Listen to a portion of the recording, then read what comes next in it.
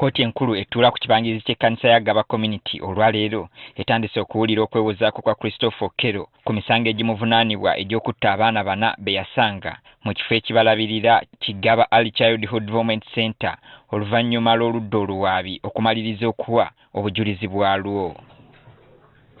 Omulamuzi Alice Komuhendo asoose kuddamu kusomera Okello misango ena egy'obutemu egimuvunaanibwa. On the 2nd day of April 2026, at Gaba Early Childhood Development Center, Gaba Trading Center, Gaba Parish, Makindye Division, Kampala District, with malice aforethought, you unlawfully caused the death of a Sekugi. Mu kunnyonnyola ebimu ebimukwatako, Okello ategeezezza nga bw'ali munnansi wa America, wabula nga yazaalibwa mu Uganda.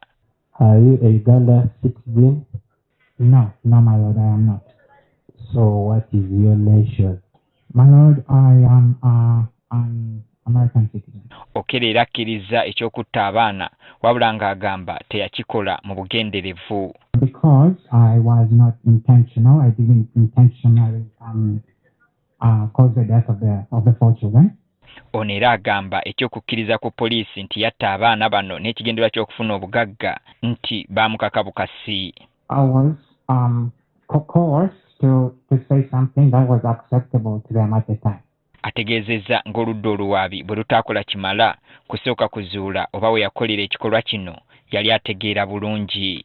Claims were raised that I was completely fine mentally, and yet, my lord, it is possible that there were other kinds of mental challenges that could have gone undetected. Abuulidde kkooti nga bwe waliwo ebigenda bimusindiikiriza okukola ebintu ebimu ng'okugezaako okunoonyereza ku masomero g'abaana abato, obutemu obwekuusa ku kabinja k'abatujju aka ISIS n'ebirala.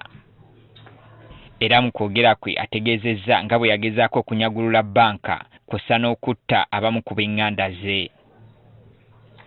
Akalambidde nga bwe watali bukakafu bw'oleka nti okusanjaga abaana abana yakikola mu bugenderevu, bw'atyo n'asaba kkooti emisango egimuvunaanwa egigobe. Court should not honor the charges that were brought on me as filed because I was deliberate. They didn't make an argument, my lord, that I was deliberate, and they didn't support. They didn't support the argument.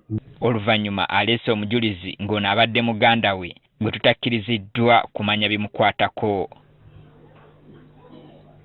Ono ategeezezza nga mu mwaka gwa 2020 yayitibwa nga muganda we ono atwalidde butabika mu ddwaliro ly'ab'emitwe. Bannamateeka b'Okello basabye kkooti ewaliriza abasawo b'e Butabika okuleeta obukakafu obwogerwako mu kkooti okusobola okukakasa nti omuvunaanwa yajjanjabirwayoko.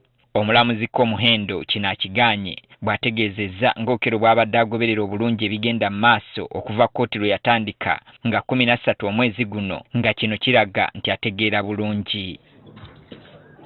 Mu kusoya omujulizi ono ebibuuzo, oludda oluwaabi lumutadde ku nninga okubuulira kkooti ku byaliwo oluvannyuma lw'Okello okutta omwana wa muganda we oba n'ekyokumutwala e Butabika tekwali kumukolera luwenda ludduka mu ggwanga aleme okuvunaanibwa. Kyokka Okello asabye kkooti okumukkiriza asoye omujulizi gw'aleese ebibuuzo, omulamuzi n'akigaana. Era ono aleese omujulizi owookubiri nga naye tayagadde kumulaga bwenyi bwe, abuulidde kkooti nga ye bwe yamanya Okello mu nnaku 2 ng'omusango tegunnazzibwa, nga yabasanga mu kisenyi n'abaana b'oku nguudo abasukka mu 40 ne bamusaba okubagulira amazzi, wabula ye n'asalawo okubagulira emmere.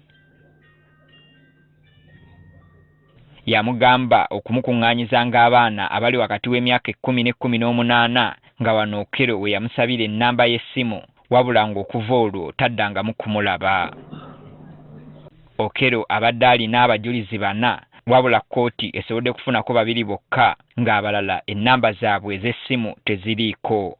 Omulamuzi omusango agwongezaayo okutuusa ku bbalaza nga 27 omwezi guno.